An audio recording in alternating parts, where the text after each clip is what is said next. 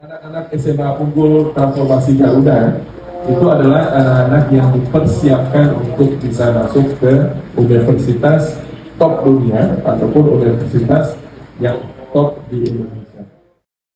Setelah Fajar Harapan ini akan dipersiapkan anak-anaknya bisa sukses dalam akademik, dan tentu kita tidak ingin hanya sukses dalam akademik, tapi juga akhlaknya bagus, imannya bagus.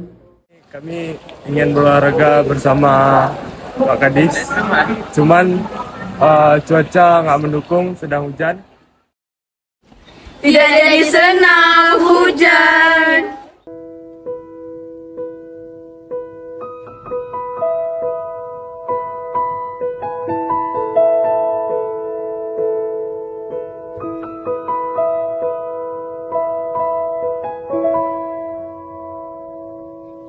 Indonesia tanah air beta, pusaka abadi nan jaya.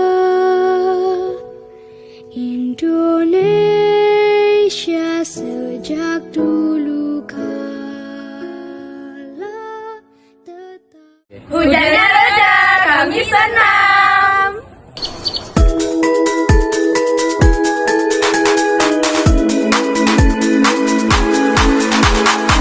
Mentari pagi, ku siapkan diri, menyongsong hari untuk menggapai mimpi, melangkah maju dengan semangat baru. Semua asa tingginya cita-cita, ku serahkan padamu yang kuasa, melangkah maju dengan semangat baru. Ku angkat tanganku,